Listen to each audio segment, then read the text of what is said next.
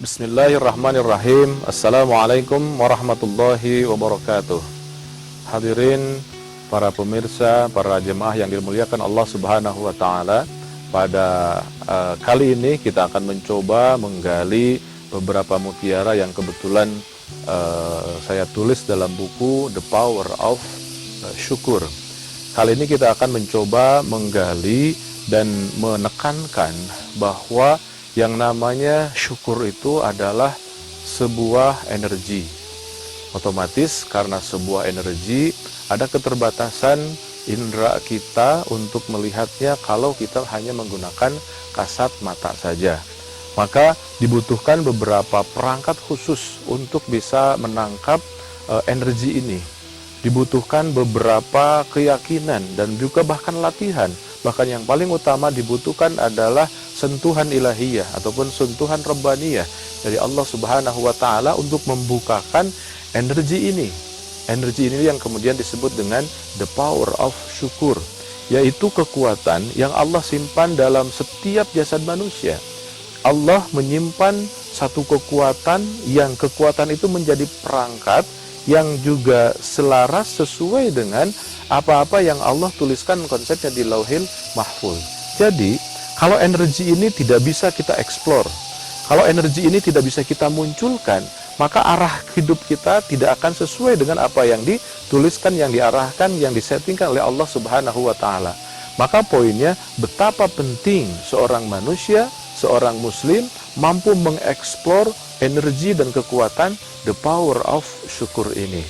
Kalau kita lihat, Allah Subhanahu wa taala menggambarkan dalam surat Al-A'raf, qala fa bima aghwaytani la'udannahum siratakal mustaqim thumma la'atiyannahum min bayni aydihim wa an syama'ilihim wa la tajidu aktsaruhum syakirin. Dalam ayat ini menggambarkan bahwa iblis, setan itu akan selalu berupaya semaksimal mungkin menghancurkan satu energi yang ada dalam jasad manusia, satu energi yang ada di dalam setiap diri manusia, dan outputnya wala tajidu aktsaruhum syakirin. Engkau akan melihat mereka, ya Allah, manusia itu hidup, manusia itu beribadah, manusia itu melakukan semua aktivitas, wala tajidu aktsaruhum syakirin, tapi mereka tidak akan mampu dan tidak bisa bersyukur. Artinya ada energi yang dihantam, ada energi yang kaburkan oleh iblis dan setan dalam diri manusia sehingga tidak tereksplor dalam kehidupannya kemampuan untuk senantiasa bersyukur. Dan padahal kemampuan syukur ini adalah sebuah energi, sebuah kesiapan diri dan juga kematangan diri untuk bisa menjalankan kehidupan kita sesuai dengan yang diarahkan oleh Allah Subhanahu wa taala.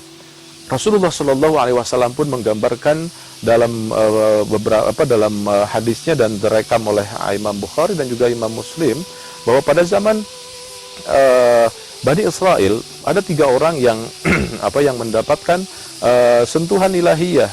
Dia itu awalnya semuanya memiliki masalah. Yang pertama adalah buta, yang kedua adalah tidak ada rambutnya ataupun botak, dan yang ketiganya dia tidak memiliki penyakit. Nah, kemudian 3 ini dikasih kenikmatan oleh Allah Subhanahu wa taala. Yang 2 itu ternyata ingkar. Artinya ada orang yang meminta tolong, meminta bantuan, kemudian dia tidak menolongnya. Tapi yang ketiga, yang buta itu dia merasa saya dari asalnya tidak punya apa-apun dan hanya bersyukur dikasih segini pun alhamdulillah. Ada yang mengambil, kalau memang sudah kehendak Allah, kenapa tidak dibiarkan saja, dan kemudian menjadi orang yang lebih tawakal, kemudian lebih menerima apa adanya. Apa yang terjadi? 2 dari orang yang dibantu ataupun juga digambarkan oleh Allah Subhanahu wa taala mendapatkan kenikmatan, hancur dua-duanya kecuali yang ketiga. Yang ketiga itu ternyata yang buta karena dia senantiasa berupaya maksimal fokus kepada satu kondisi, mengeksplor dirinya, memunculkan apapun yang terjadi, senantiasa bisa bersyukur. Karena pancaran dari kesyukuran itu akan menjadi orang yang tidak marah, kemudian selalu memberi, kemudian berkomunikasi dengan luas, memiliki paroman muka yang nyaman. Itu adalah bagian dari terhidupkannya energi syukur dalam diri seseorang. Hadirin para jamaah yang dirahmati Allah Subhanahu wa taala, maka poinnya adalah bahwa ternyata Allah simpan sebuah energi yang sangat dahsyat dalam diri manusia yang menjadi kunci kenikmatan, kebahagiaan, dan kenyamanan hidup kita, maka seluruh hidup kita harus senantiasa diaping oleh energi itu. Dan energi itu harus senantiasa kita berupaya untuk semaksimal mungkin menghadirkannya. Ingat, energi itu adalah the power of syukur, energi kekuatan untuk selalu kita berupaya menikmatkan apapun yang ada.